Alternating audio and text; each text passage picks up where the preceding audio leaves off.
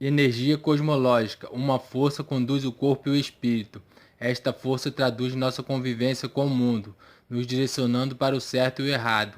Esta força implica em nos movermos. Baseando-se nisto, somos naturalmente guiados por esta força.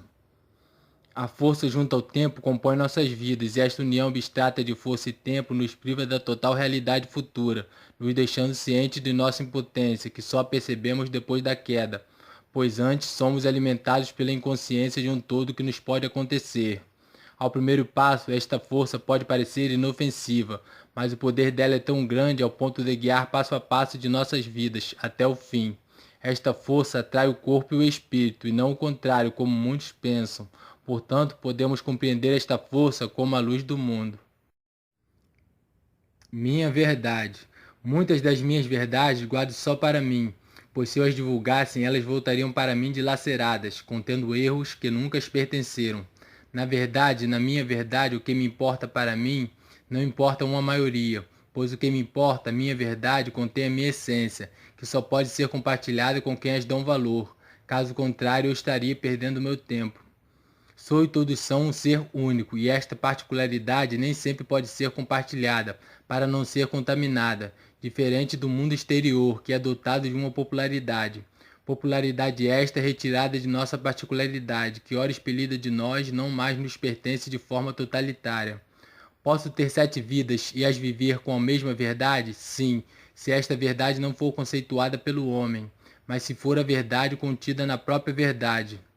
Nós somos o reflexo do próprio mundo, e o mundo é o nosso próprio reflexo. Com base neste pensamento, nossa verdade fica exposta, e naturalmente ganhamos ou perdemos força.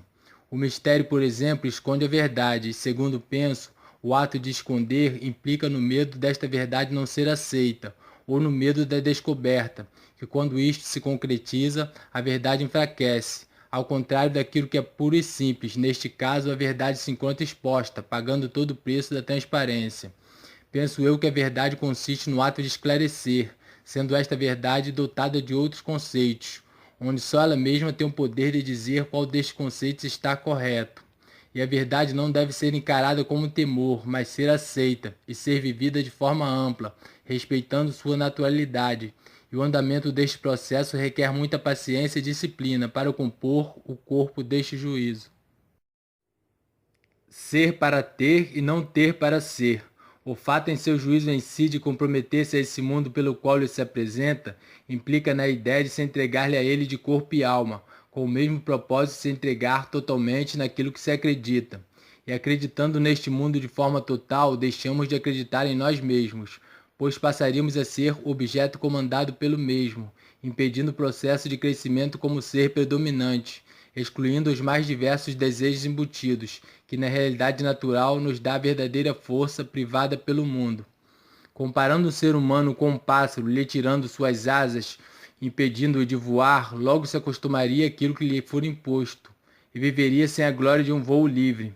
E para ser livre daquilo que lhe é imposto, requer muita aceitação, quando o reconhecimento do corpo de suas vontades não lhe dão mais a necessidade de estar preso a este corpo.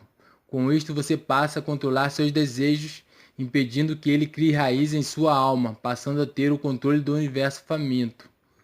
Aceitar seu instinto natural e não se prender aos modelos impostos pelo mundo é ter a percepção que o desejo é um imã que só é ligado ao ser quando suas energias o alimentam, do contrário ele perde a força. A garantia que você está reagindo diante ao mundo, impedindo sua submissão, se dá no exato momento onde seus valores interiores aumentam diante dos valores do mundo. Ao observar este procedimento, seu pensar o desviará do mundo aparente. E para este processo solidificar-se, seus valores interiores necessitam ser alimentados, no propósito de ser e não ter para ser. Caso contrário, este ter o escravizará e você só o será enquanto o tiver. Pensamento dentro do pensamento. Querendo eu, sem querer, a distância absoluta dos fatos, onde rompe as minhas ideias na absoluta dilaceração dos sentimentos, com o propósito de não mais os sentir para que eu permaneça livre e intenso, a ser mais eu do que o meu pensamento ordena, com o propósito de atingir o meu corpo, que segundo penso não me pertence totalmente, mas sim a vontade que dita as regras, e com isto apenas aceito, o que me torna prisioneiro desta vontade que rompe toda a democracia do que na realidade sinto, que por obrigação desta vontade Faço o que na verdade não sei se faria, sendo eu o objeto comandado e não o comando. Ordem de existir.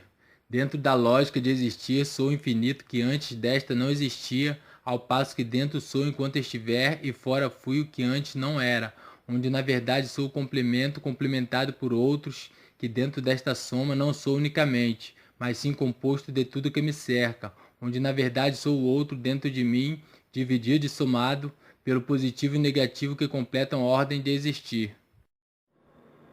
Os fatos em si dentro da lógica ao lado da subjugação opositória. Dentro de mim sou eu mesmo pensando, fora de mim, dentro da lógica dos fatos, onde existe o que permanece enquanto é, ao passo distante de um termo subjugado na busca de constatação do mérito egoísta permanente para supostamente impulsionadamente desarmar a ordem existente em busca de um prazer ilusório para compor o corpo da oposição. As verdades que não são vistas, mas são faladas. Dentro do processo de especulação doutrinária do que se ouve, se encontra o mito e a verdade ao lado de um número gigantesco de procedimentos burocráticos envolvendo as palavras na busca de um prazer individual ou coletivo para aumentar a falsa potência embutida nos seres, onde as devolvidas retornam com uma frequência elementar com o julgo desigual das ideias. Escola da vida. Dentro das circunstâncias habituais, o mérito e propósito da ação interfere a curto, médio e longo prazo, a distância de um termo obsoleto e concreto diante da soma do real desigual, ao passo que a lógica prova e aprova a unificação dos seres que, dentro de uma sociedade ampla, busca o prazer dentro do próprio prazer, relativo e ilusório para compor o corpo de um ideal que sempre existirá superficialmente. Mas quando o verdadeiro prazer, distante do prazer citado, se encontra em sua total pureza, o corpo da felicidade permanece e existirá enquanto estiver dentro da busca puramente real, distante do crédito falso, que só o percebemos depois da queda, pois durante somos induzidos e envolventemente atraídos para este campo, onde em toda a sua área administra com maestria toda a superficialidade, onde dentro dela mesma tudo parece ser real na busca de interesses embutidos dentro de um ambiente que voluntariamente nos desvia do positivo e nos desloca para o negativo, onde a volta para o lugar de sua origem requer muita paciência e tempo necessário para deixar a ordem dentro do lugar seguro e maduro o suficiente para importar confiança e politizar todo o ambiente composto e vivido pelo ser que agora ciente da total realidade vive e viverá fortificado ideologicamente em seu mundo com mais segurança e confiança. Dentro desta lógica unificada e somada diante do objetivo puro e livre manifestado em razão do que se encontra dentro desta soma, para existir diante desta dentro das raízes de um conjunto intenso e árduo de modificações realizadas e aparentemente interessantes e atraentes, corrompe este ideal para compor o mundo à espera ser vivida para transpor as leis naturais, onde ela mesma dita as regras, nos deixando em segundo plano, fortificando os fatos e implantando raízes em um consciente que julga e condena os acontecimentos diante de um reinado absoluto de ideias formadas para impor aquilo que o homem jamais conseguiria fugir, pois sendo este natural, vive e viverá, livre sem regras impostas, com o intuito de pureza, onde esta pureza só se encontra nela mesma e não nos seres que dentro do mundo das necessidades e vontades reinam e reinventam a cada momento um prazer novo na busca incessante de uma melhor qualidade de vida que, relativamente discutida, segue a longos passos, transformando e unificando a humanidade que, sem a percepção das circunstâncias que as cercam, vive e existe sem a soma de um olhar amplo na busca de um ideal fundamental para dar o verdadeiro sentido da vida.